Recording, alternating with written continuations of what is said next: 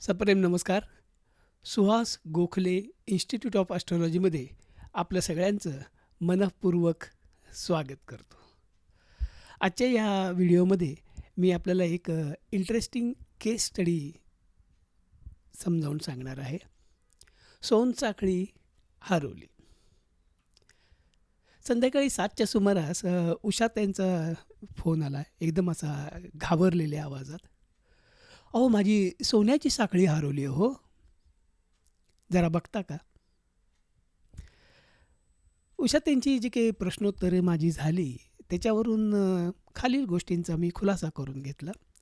एक म्हणजे ही जी साखळी होती ही उषाताईंच्या कायमच्या म्हणजे रोजच्या वापरातली होती. कायमच ती त्यांच्या गळ्यात असायची. साखळी सकाळी गळ्यात होती हे उषाताईंना पक्कं आठवत होतं. सकाळी उठल्यापासून ते दुपारपर्यंत उषाताई घरातच होत्या. घराच्या बाहेर देखील पडल्या नव्हत्या. दुपारी 3च्या सुमारास उषाताई त्यांच्याच सोसायटीतल्या बॅडमिंटन हॉलमध्ये बॅडमिंटन खेळायला गेल्या. त्यावर्षी त्यांची तब्येत एवढी ठीक नसल्यामुळं त्यांनी फक्त बॅडमिंटनचा एकच गेम खेळला. थोडा वेळ तिथं त्या बसल्या आणि मग जरा त्यांना थकवा वाटल्यामुळं त्या लगेचच घरी परत आल्या. साधारण 4च्या सुमारास त्या घरी परत आल्या असतील. साधारण 5 वाजल्याच्या सुमारास उषाताईंच्या लक्षात आलं की त्यांची जी नेहमी गळ्यात असलेली सोन्याची साखळी गायब आहे. साखळी हरवली. अर्थातच हा सोन्याचा दागिना आहे, साखळी आहे, नाजूक असतं. अनेक छोटे जोड असतात, हूक असतात. त्यामुळे ते तुटून साखळी खाली ओघळून पडणं हे अत्यंत स्वाभाविक आहे. उषाताईंना तसंच वाटलं. त्यांनी पहिल्यांदा घरात सगळीकडे शोधलं. सकाळपासून दुपारपर्यंत घराच्या जिथं हिंडल्या तिथं सगळीकडं त्यांनी तपासलं. साखळी गळ्यातच होती. गळ्यातनं ती कधी काढली नव्हती. त्यामुळे ती गळून पडलेली असणार आहे. त्यामुळे सगळे जमिनीवर इकडं तिकडं त्यांनी सगळीकडं तपासलं. घराचा पूर्ण केर काढला, पण साखळी काही सापडली नाही. मग दुसरी शक्यता होती की त्या फक्त बॅडमिंटन हॉलमध्ये थोडा वेळ होत्या, म्हणून त्या बॅडमिंटन हॉलमध्ये गेल्या. तिथंही त्यांनी पूर्ण ढुंडाळून काढलं. बऱ्याच लोकांना विचारलं, कोणाला काही सापडलं नाही. साखळी तिथं सापडली नाही. उषाताईंच्या अपार्टमेंटपासून ते बॅडमिंटन हॉलपर्यंत जे काही छोटंसं अंतर होतं, ज्या रस्त्यानं त्या आल्या आणि गेल्या, तो रस्ताही त्यांनी आणि त्यांच्याबरोबरच्या इतर अनेक लोकांनी पार अगदी चाळून काढला, पण कुठंही ती साखळी सापडली नाही. आणि मग अत्यंत काळजीनं त्यांनी मला हा फोन केला की माझी साखळी हरवली. आता इथं हे होऊ शकतं की जेव्हा हरवलं सापडलं या पद्धतीचे प्रश्न विचारले जातात, तेव्हा तिथं साधारणपणे 2 किंवा 3 शक्यता असू शकतात. एक म्हणजे ती वस्तू घरातच किंवा जवळपासच कुठेतरी उजव्या डाव्या हाताने ठेवली आपण असं म्हणतो, तशी असणार आहे आणि ती तिथंच घरातच सापडायची शक्यता जास्त असते. दुसरं म्हणजे मग त्या कुठं घराच्या बाहेर गेल्या असतील, इकडे-तिकडे गेल्या असतील, तर तिथं कुठेतरी ती वस्तू हरवल्याची शक्यता असू शकते. आणि तिसरी शक्यता एक असती, ती म्हणजे ती वस्तू चोरीला गेलेली असण्याची शक्यता आहे. आता उषाताईंनी जे काही डिस्क्रिप्शन दिलं, जी काही पार्श्वभूमी सांगितली, त्याच्यावरून माझ्या असं एक लक्षात आलं की हा साखळी चोरीला तर नक्कीच गेलेली नाही आहे. एकतर ती घरात असेल किंवा उषाताई जिथं गेल्या त्या सगळ्या ठिकाणी कुठेतरी एके ठिकाणी ती असू शकेल. मग अशी कोणती ठिकाणं? एक म्हणजे घर, दुसरं म्हणजे बॅडमिंटनचा हॉल जिथं उषाताईंनी बॅडमिंटनची एक गेम खेळली ती, आणि घर ते बॅडमिंटन हॉल आणि परत हा रस्ता. त्यातलं ह्या तिन्ही ज्या जागा आहेत त्या उषाताईंच्या म्हणण्यानुसार त्यांनी अगदी कसून तपास घेतला आणि ती कुठेही सापडलं नाही. मी उषाताईंना म्हटलं, काही काळजी करू नका, 1 तासा 1.5 तासांनी मला फोन करा, मी बघतो, प्रश्नकुंडली मांडतो आणि ह्या साखळीचा शोध लागतो का, कधी, केव्हा, कसा, याबद्दल मला जे काही पत्रिकेतून दिसेल ते मी तुम्हाला सांगतो. त्याप्रमाणे ही एक पत्रिका आपण तयार केली. 24 फेब्रुवारी 2024 ही तारीख होती. संध्याकाळचे 7:18:56 ही वेळ होती. स्थळ अर्थातच पुणे. ही पत्रिका वेस्टर्न पद्धतीची आहे, म्हणून सायन पद्धतीची आहे. रेजिओ मोंटॅनस ही भावसाधन पद्धती याच्यामध्ये वापरलेली आहे. आता जेव्हा अशी कुंडली तयार होती, त्यावेळेला सर्वात प्रथम आपण काय बघतो, तो म्हणजे प्रश्नकर्ता. तो कुठल्या स्थानावरून बघायचा आणि कोणता ग्रह किंवा कोणते ग्रह त्याची प्रतिनिधित्व करणार आहेत. प्रश्नकर्ता हा नेहमीच लग्नस्थानावरून बघायचा. लग्नेश आणि लग्नातले ग्रह हे प्रश्नकर्त्याचे प्रतिनिधित्व करतील. इथं बघितलं तर कन्या लग्न आहे. त्यामुळे कन्येचा स्वामी बुध हा प्रश्नकर्त्याचंच म्हणजेच उषाताईंचं प्रतिनिधित्व करेल. लग्नात कोणताही ग्रह नाही. एरवी होरारीमध्ये चंद्र हा आपण प्रश्नकर्त्याचा नैसर्गिक प्रतिनिधी म्हणून डिफॉल्ट असा आपण घेत असतो. परंतु हरवले सापडले ह्या पद्धतीच्या केसेसमध्ये चंद्र हा प्रश्नकर्त्याचा प्रतिनिधित्व न मानता तो हरवलेल्या वस्तूचं प्रतिनिधित्व करतो असं मानलं जातं. त्यामुळे इथं एकटा बुध प्रश्नकर्त्याचं प्रतिनिधित्व करेल. आता याच्यातला दुसरा खेळाडू कोण आहे? अर्थातच हरवलेली वस्तू सोन्याची साखळी. सोन्याची साखळी असल्यामुळं वैयक्तिक मालकीची वस्तू असल्यामुळं आपण द्वितीय स्थानावरून या सोन्याच्या साखळीचा विचार करू. आता द्वितीय स्थानाचा जो कोणी भावेश असेल तो, द्वितीय स्थानात जे काही ग्रह असतील ते, हे सगळे मिळून एकत्रितरित्या या सोनसाखळीचं प्रतिनिधित्व करतील. द्वितीय स्थानावरती तूळ रास आहे. त्यामुळं तुळेचा स्वामी शुक्र हा या सोनसाखळीचं प्रतिनिधित्व करेल. द्वितीय स्थानात कुठलाही ग्रह नाही आहे. त्यामुळं फक्त शुक्र आणि त्याचबरोबर हरवलेल्या वस्तूचा नैसर्गिक प्रतिनिधी चंद्र असे दोघं ग्रह हे या सोनसाखळीचं प्रतिनिधित्व करतील. शुक्रासारखा दागदागिन्यांचा, आभूषणांचा कारक ग्रह या सोनसाखळीचा प्रतिनिधी व्हावा म्हणजेच हा चार्ट रॅडिकल असल्याचा एक खूप मोठा संकेत आहे असं समजावं. ठीक आहे. चंद्र जो हरवलेल्या वस्तूचं म्हणजे तर साखळीचं प्रतिनिधित्व करणार आहे, त्यांच्यात आणि बुध म्हणजे जो जातक यांच्यात एक होऊन गेलेला प्रतियोग आहे. म्हणजे प्रतियोग होऊन गेलेला आहे. बुध 2 अंशावर असताना आणि त्याच वेळेला चंद्र जेव्हा 2 अंशावर असताना कन्येत त्यांच्यात प्रतियोग झाला होता आणि हा प्रतियोग करून चंद्र एक 4 अंश पुढं आलेला आहे. ह्याचा अर्थ काय होतो की हरवलेली वस्तू आत्ता जातकापाशी नाही आणि उषाताईंनी नेमकं आपल्याला हेच सांगितलेलं आहे. म्हणजे चार्ट आपल्याला बरोबर मार्गदर्शन करत आहे. आता महत्त्वाचा प्रश्न म्हणजे ही वस्तू आहे कुठं? आपण 3 जागा याच्यासाठी हेरल्या त्या. एक म्हणजे उषाताईंचं घर, दुसरं म्हणजे बॅडमिंटन हॉल आणि तिसरं म्हणजे येण्या-जाण्याचा रस्ता. म्हणजे घरापासून बॅडमिंटन हॉल आणि हॉलपासून घर हा प्रवास. शुक्र जो हरवलेल्या वस्तूचं प्रतिनिधित्व करणार आहे तो 5म स्थानात आहे. ह्याचा अर्थ काय होतो की ही साखळी बॅडमिंटन हॉलमध्येच असणार आहे.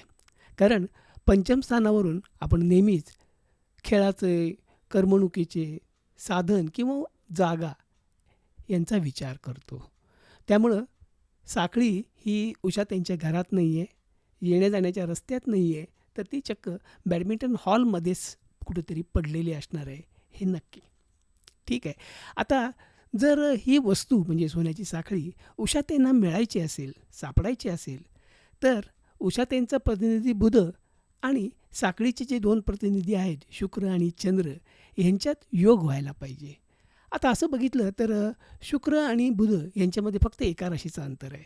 म्हणजे त्यांच्यात कुठलाही योग आता लगेचच होणार नाही. तसंच चंद्र आणि बुध यांच्यातला योग होऊन गेलेला आहे. त्यामुळं आता नवीन योग तर काही लगेच होणार नाही. म्हणजे हरवलेल्या वस्तूचे प्रतिनिधी आणि जातकाचे प्रतिनिधी यांच्यात कुठलाही योग नजीकच्या काळात तरी होणार नाही. म्हणजे ही वस्तू उषाताईंना मिळणार नाही का? प्रश्न आला.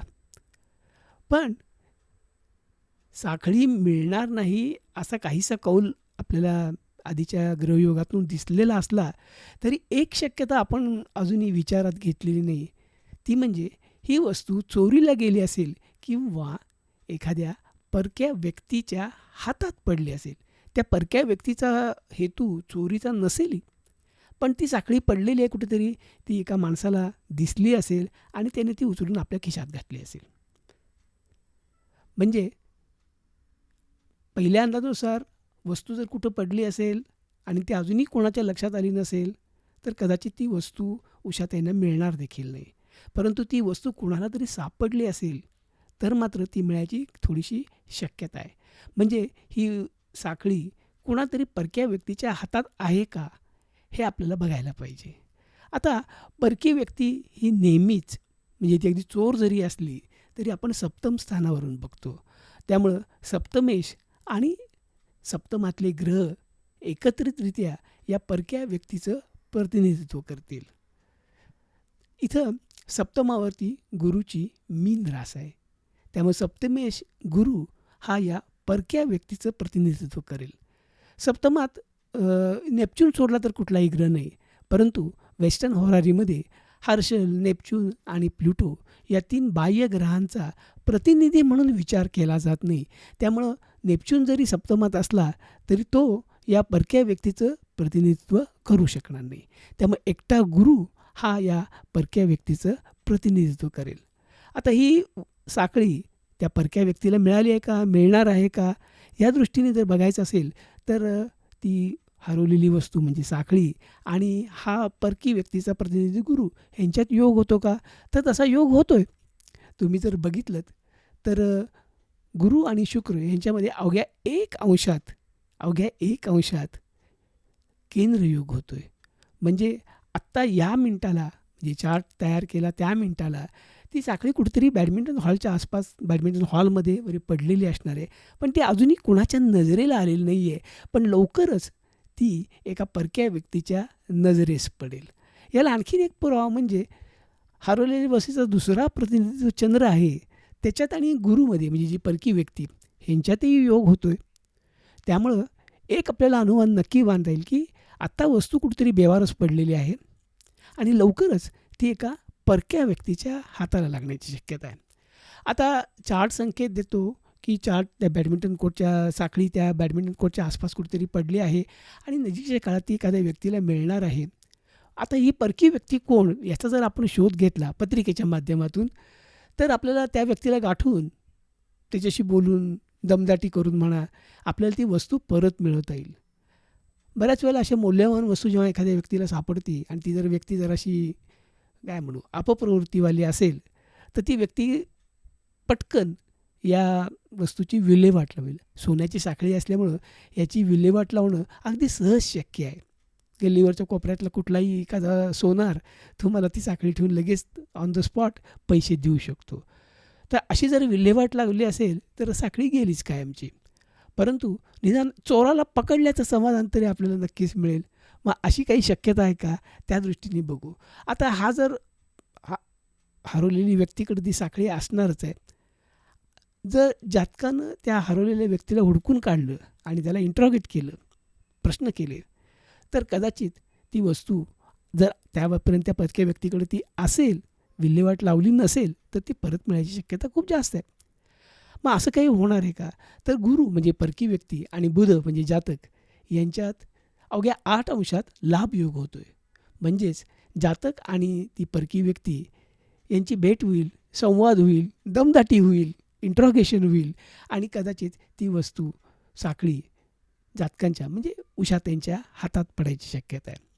आता थोडंसं अजून चार्टकडे बघितलं तर असं लक्षात येतं की बुध म्हणजे जातक आणि रवी यांच्यात अगदी नजीकच्या काळात युती योग होतो आहे. आता रवीचं इकडनं स्थानावर होतं तर व्ययश आहे, त्याच्यावरून आपल्याला काही फारसा बोध होत नाही. पण रवीचं एकंदर कारकत्व जर बघितलं तर रवी म्हणजे राजा, अधिकार पदावरची ज्येष्ठ व्यक्ती. तर इथं थोडंसं आपल्याला तो तर्क वापरून असं सुचवता येईल की ही सोसायटी आहे, बॅडमिंटन हॉल या सोसायटीच्या अंतर्गत बाब आहे. सोसायटीचे सेक्रेटरी असतील किंवा चेअरमन असतील, हे या दृष्टीने अधिकारी व्यक्ती ठरतात. तर उषाताईंनी या सेक्रेटरी किंवा चेअरमनच्या मार्फत किंवा त्यांच्या मध्यस्थीनं या परक्या व्यक्तीचा शोध घेऊन त्याला इंट्रॉगेट केलं तर ही वस्तू मिळू शकेल. आता हा परकी व्यक्ती कोण आहे? आता सोसायटीमध्ये इतकी लोकं असतात, त्या बॅडमिंटन कोर्ट किंवा त्या परिसरात इतकी लोकांची ये-जा असते, ह्याच्यातनं आता ही परकी व्यक्ती हुडकायची कशी? तर आपण नीट बघूया. परक्या व्यक्तीचा जो प्रतिनिधी आहे तो आहे गुरु. त्यामुळं गुरुच्या कारकत्वाला मिळतं-जुळतं अशी ती व्यक्ती असेल. गुरु अष्टमात आहे, चतुर्थेश आहे, सप्तमेश आहे. हे जर डॉट्स आपण जोडले तर साधारण ती परकी व्यक्ती कशी असेल? ती नेमकी काय रोलमध्ये असेल? म्हणजे ती रहिवासी असेल का सोसायटीचा कर्मचारी असेल? वर याचा बोध होतो. त्याचा अंदाज बांधून मी जातकाला काही नेमक्या सूचना दिल्या. आता काय सूचना दिल्या ते मी इथं लिहू शकत नाही. कारण त्या जर लिहिल्या तर जातीयवादी वगैरे असं मनुवादी वगैरे असे काहीतरी आरोप माझ्यावर होतील. मूळ थिअरी राहिली बाजूला, नसत्या गोष्टीवरून राईचा पर्वत केला जाईल. म्हणून तो भाग मी इथं सांगत नाही. पण मी जातकाला सूचना दिल्या की बघ ही अशी व्यक्ती आहे आणि बघ तू विचार करून इकडं-तिकडं चौकशी कर. सोसायटीच्या चेअरमनना, सेक्रेटरीना जाऊन भेट आणि असं सगळं सांग आणि कुणावर संशय आहे, हे काय 1 किंवा 2 किंवा 3 व्यक्तीसुद्धा असू शकतील. त्याप्रमाणे तू चौकशी केलीस तर ही वस्तू मिळू शकेल. त्याप्रमाणे उषाताईंनी सोसायटीचे सेक्रेटरी आणि चेअरमन यांना विश्वासात घेऊन त्यांच्यामार्फत त्यांना काय जे 2-3 व्यक्ती याच्यावर संशय आला होता, त्यांच्याकडे चौकशी केली. CCTV फुटेज पण वापरण्यात आलं. बरीच खळखळ केल्यानंतर ज्या व्यक्तीला ही सोन्याची साखळी सापडली ती जी बॅडमिंटन कोर्टातच होती, ती साखळी उषाताईंना परत मिळाली. छोटी सिंपल अशी ही होरारी आहे. होरारी हे बरीचशी ज्याला आपण म्हणू दैवी मदत असते. प्रत्येक प्रश्नाचं उत्तर होरारी देऊ शकेलच असं नाही किंवा इतक्या क्लॅरिटीनं मिळेल असं नाही. पण आपण एक प्रयत्न करून बघायचा. तेव्हा होरारी प्रश्न स्वीकारण्यापूर्वी म्हणजे त्याच्यावरती काम करण्यापूर्वी जातकाचा, त्याच्या प्रश्नाचा परिपूर्ण अभ्यास आपल्याला करता आला पाहिजे. प्रश्न जेन्युइन असावा, अत्यंत तळमळीने विचारलेला असावा. तेव्हा आणि तेव्हाच अशी रॅडिकल चार्ट आपल्याला मिळतो आणि त्याच्या साहाय्यानं उत्तर हुडकणं देखील खूप सोपं जातं आणि बऱ्याच वेळेला हे जे उत्तर आपल्याला मिळालं त्याप्रमाणेच ते घडत असतं, असा माझा तरी अनुभव आहे. ठीक आहे.